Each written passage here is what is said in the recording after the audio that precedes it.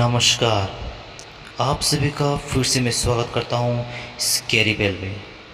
मैं आपका दोस्त आशीष तामा।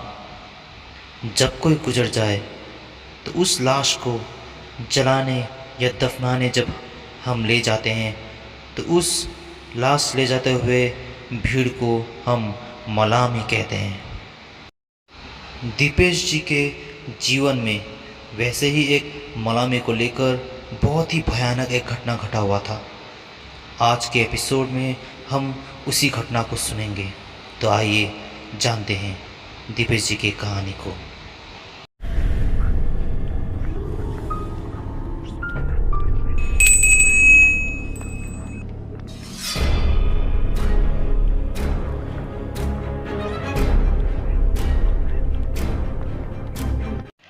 नमस्कार, मेरा नाम दीपेश मगर। मैं लावा नामक स्थान का रहने वाला हूँ। मैं जो आज कहानी कहने जा रहा हूँ वो आज से लगभग 7 बरस पहले की कहानी है। अभी भी मैं आप लोगों को ये कहानी कहते हुए मेरे शरीर में कांटे उमड़ रहे हैं। जैसे आप अभी मेरा कहानी सुन रहे हैं वैसे ही मुझे भी बचपन से ही काफ़ी भूतों का कहानी सुनना काफ़ी अच्छा लगता था और मैंने सुने भी थे। इतने कहानी सुने थे कि मुझे थोड़ा थोड़ा भूतों के ऊपर विश्वास भी होने लगा था। पर कमी था तो सिर्फ अपने जीवन में कभी सचमुच का भूत कभी देखा ही नहीं था। पर वो 7 बरस पहले का जो मैं घटना कहने जा रहा हूँ उस दिन मेरा वो कमी भी पूरा हो गया। मुझे आज भी वो दिन याद है। गुरुवार का दिन था और मेरा दोस्त राहुल का जन्मदिन था और मुझे भी निमंत्रण दिया गया था उसके जन्मदिन में आने के लिए। सो मैं चला गया। काफ़ी रात हो चुका था। वहाँ पे केक काटे गए, विभिन्न प्रकार के पकवान खाए गए, वहाँ पे नाच गान सब प्रकार का मनोरंजन किया गया। काफ़ी रात हो चुका था तो मैंने सोचा कि और ज़्यादा अंधकार होने से पहले मैं शायद घर चला जाना ही मुझे ठीक लगा। तो मैं राहुल के माता पिता से आशीर्वाद लेते हुए मैं चलता बनने के लिए तैयार हो गया। पर राहुल के माता पिता ने मुझे रोक लिया। कहा कि बेटा आज तुम यहीं पे रह लो, काफ़ी रात भी हो चुका है तो आज क्यों ना तुम यहीं पे सो जाओ राहुल के साथ ही। पर हमारे घर में एक नियम था, पता नहीं वो क्यों था। गुरुवार के दिन हम लोग कभी भी किसी घर में हम लोग ठहरते नहीं थे। अब उसी नियम के चलते मैं वहाँ पे नहीं रखा। मैं वहाँ से चलता बन गया तो मेरे कदम मेरे घर की तरफ बढ़ने लगे। मैंने सीधे सीधे रास्ते को ना चुनकर मैंने जंगल का रास्ता चुना, क्योंकि अगर मैं मेन रोड को अगर चुनता तो वो पहाड़ी इलाका होने के कारण मेन रोड जो है वो गोलाकार घूमते घूमते जाना पड़ता था। रात काफ़ी हो चुका था, अंधकार भी हो रहा था काफ़ी। तो अगर मैं उस मेन रोड से जाता तो और ज़्यादा समय लगता और काफ़ी अंधकार भी हो जाता। तो मैंने उस जंगल के रास्ते को चुना जो कि सीधे पहाड़ को चीरते हुए मेरे घर की तरफ जाता था। लेकिन वो जंगल भी काफ़ी देखने में काफ़ी डरावना था, पर आदत था मुझे उस जंगल से आने जाने का, इसलिए मेरे लिए कोई वो बड़ी बात या फिर कोई नई बात नहीं था। तो मैं उस जंगल की तरफ जाने लगा। मैं उस जंगल के अंदर जाते समय तो मुझे कुछ ऐसा लगा नहीं खास, पर जैसे ही मैं जितना अंदर जाता वो उतना शांत और उतना ही डरावना सा होने लगा था। मैं उस जंगल से काफ़ी बार आना जाना मेरा हो चुका था, पर इतने रात को उस जंगल में जाना मेरा पहली बार था। इसलिए रात के समय उस जंगल में चलना भी अनुभव मेरा पहली बार ही हो रहा था। अचानक से मुझे पता नहीं क्यों डर लगने लगा और खुद को ही समझते हुए सोचते हुए अचम्भा सा लगने लगा कि मुझे डर क्यों लग रहा है। पता नहीं क्यों घड़ी घड़ी लगता कि कोई पीछे से देख रहा हो, जैसे कि उस जंगल में मैं अकेला नहीं हूँ, कोई और भी है, कोई और भी मेरे पीछे चल रहा हो मेरे साथ। पर असल में तो ऐसा कुछ था ही नहीं, पर फिर भी पता नहीं क्यों डर लगने लगा था। डर के कारण ही सही मेरे पाँव थोड़ा जल्दी चलने लगा और अपने आप को कोस भी रहा था मैं कि क्यों मेरे घर में अ, ऐसा नियम है कि गुरुवार के दिन घर में जाना ही पड़ता। क्यों मैं उस दोस्त के घर में नहीं रहा। आज मैं शायद उस दोस्त के घर में रह भी जाता तो क्या बिगड़ जाता। ऐसा नियम किसने बनाया। तो उस नियमों को मैं कोस रहा था और क्या कर सकते हैं। घड़ी घड़ी तो मुझे ये भी लगा कि पीछे मुड़ के मैं दोस्त के घर चला जाऊँ। फिर इतने आधा रास्ता में आ चुका था तो लगा कि अब क्या करें, अब इतना आ ही चुका हूँ तो घर भी चला जाऊँ। तो मेरे कदम चलने लगे सामने की तरफ। जितना मेरे कदम बढ़ते उतना ही मुझे डर लगने लगता। काफ़ी शांत सा माहौल कि तभी मुझे अचानक ऐसा महसूस हुआ कि कोई पीछे से मेरे सामने की तरफ दौड़ के चला गया। एक पल के लिए मुझे ऐसा लगा कि शायद मुझे भ्रम हुआ हो कि तभी फिर से सामने से मेरे पीछे की तरफ दौड़ता हुआ फिर से चला गया। आवाज़ काफ़ी धीमा था दौड़ने का, इसलिए मुझे ऐसा लग रहा था कि शायद सचमुच मुझे ऐसा सुनाई दिया कि नहीं। मैं ऐसा समझ और सोच ही रहा था कि मेरे डर को बढ़ा देने का एक और काम हो गया वहाँ पर कि अचानक वहाँ पे एक डरावना सा शंख बजने लगा। उस शंख को सुनते हुए तो मेरा तो डर का पारा और भी ज़्यादा बढ़ने लगा। मेरे दिल की धड़कन और ज़्यादा धकधकाने लगा। मेरे कान तक मेरे दिल का धड़कन मुझे सुनाई दे रहा था अंदर ही अंदर।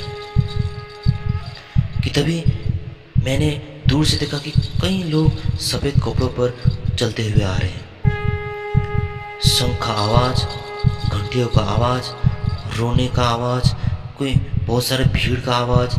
क्या आवाज़ था वो कुछ समझ भी नहीं आया था। काफ़ी मिश्रण सा आवाज़ था वो। तभी जब वो लोग थोड़ा सामने आए मेरे, तो मुझे दिखा कि वो तो एक मलामी आ रहा था। कि तभी मुझे अचंभा सा लगा कि मलामी, वो भी इतने रात को। हमारे रिचुअल में तो ऐसा कुछ है नहीं कि इतने रात को हम लोग माला में ले जाए। हम लोग जब भी माला में ले जाते हैं तो दिन में ही ले जाते हैं। खैर वो सब बिना सोचते हुए मैं देखने लगा और मैं वहीं पे मेरे कदम ठहर गए। मैं चाहता था कि मलामी मुझको क्रॉस करके चला जाए। मैंने जब ध्यान से देखा उस मलामी को सभी वहाँ पे सफ़ेद कपड़े पहने हुए थे और सभी ने छोटा सा सफ़ेद रंग का एक टोपी पहना हुआ था। मेरे जीवन में मैं खुद बहुत बार मौला में जा चुका था, पर ऐसा मेला में मैंने कभी देखा ही नहीं था। और सबसे खास उस मौलामी का एक बात था कि वो उस मौलामी के सबसे सामने दो औरतें काले कपड़ों पर थे। उनके बाल बहुत ही बिखरे हुए थे, जो एकमात्र ऐसी थी दोनों जो कि रो रही थी। और उसके पीछे दो लड़के थे जो कि घंटियां बजा रहे थे और फिर और दो लड़के थे जो कि शंख बजाने का काम कर रहे थे। खैर उस मौलामी को देखते हुए मुझे फिर से डर मेरा कम होने लगा, क्योंकि वो देखने में तो इंसान ही लग रहे थे। वो आ रहे थे, उसका वेशभूषा काफ़ी अलग था, फिर भी मेरा डर पता नहीं क्यों फिर से कम होने लगा। शायद इंसानों का सहारा पाकर हो ऐसा। उस मौलामी को मैंने देखा, वो आ रहा था शंख बजाते हुए। मैं वहाँ पे रुक गया, क्योंकि मौलामी जब मेरे सामने से जाए तो मैं उसे एक बार प्रणाम कर सकूं और मरे हुए इंसान को एक बार श्रद्धांजलि दे सकूं। वो मौलामी देखते ही देखते, चलते ही चलते मेरे सामने से क्रॉस हो ही रहा था कि उस भीड़ से एक इंसान निकला और अचानक से उसकी मुट्ठी मेरे हाथ की तरफ बढ़ाने लगा और मैंने भी हाथ बढ़ाया। पता नहीं क्या देने वाला था वो। उसने हाथ में मेरे चने रख दिए और छोटा सा एक कुछ मुकुलदाना टाइप का कुछ था खाने का, वो भी रख दिया था और कहा था कि लो ये खाओ।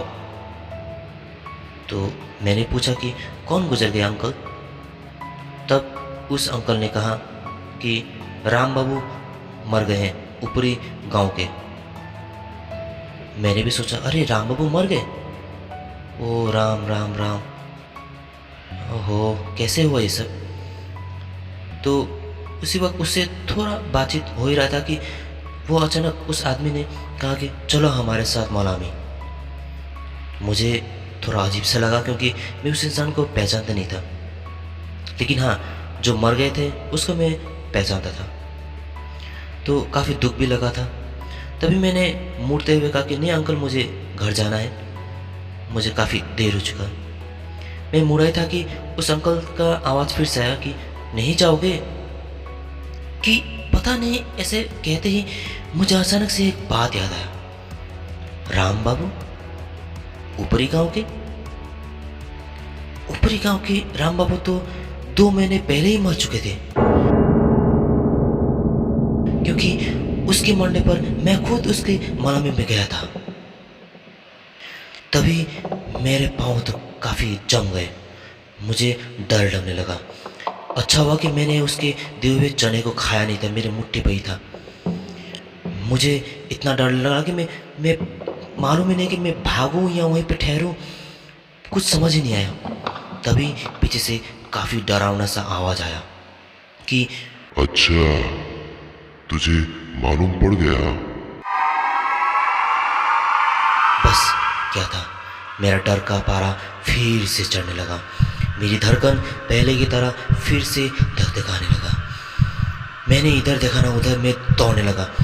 काफ़ी दूर मैं दौड़ा तो मेरे पीछे पीछे देख रहा हूँ कि वो शंख का आवाज़ मेरे पीछे पीछे आ रहा था। चाहते न चाहते भी मैंने पीछे मुड़ के एक बार देखा तो वो भीड़ तो मेरे ही पीछे लाश लेकर दौड़ रहे हैं। वैसे ही जैसे इस तरफ आते समय था, वैसे ही लाइन में, जैसे कि वो महिला सामने रोती रोती हुई मेरे सामने दौड़ रही थी, उसके पीछे शंख बजाने और घंटियाँ बजाने के वाले इंसान भी घंटियाँ बजाते हुए और शंख बजाते हुए मेरे पीछे पीछे दौड़ रहे थे। और उसके पीछे लाश ले जाते हुए 4 कंधे और वो पूरा का पूरा मलामी भीड़ मेरे पीछे ही लग गए।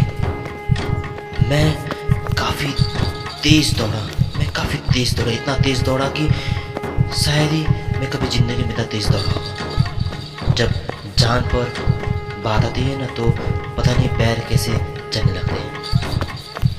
मैं बार बार मुड़ के देखता कि वो लोग चले गए या नहीं, पर शंख का आवाज़ जैसे सुनता तो मेरा दिल का धड़कन और भी तेज़ होता और मेरे कदम और ज़्यादा तेज़ भागने लगता। मैं काफ़ी दूर तक भागने लगा, फिर भी वो लोग मेरा पीछा ही कर रहे थे।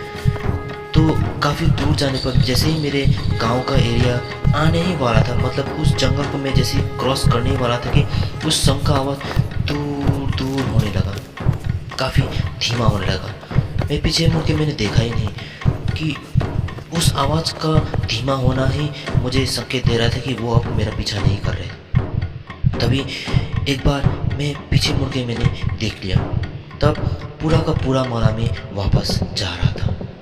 बस खड़ा था तो वो इंसान जिसने मुझे हाथ पर बताशे और चने दिए थे, वो खड़ा था वहाँ पे और आखिरी बार वो मुझे उंगली दिखाकर ऐसे इशारा कर रहा था कि रुक, तुझे रुक।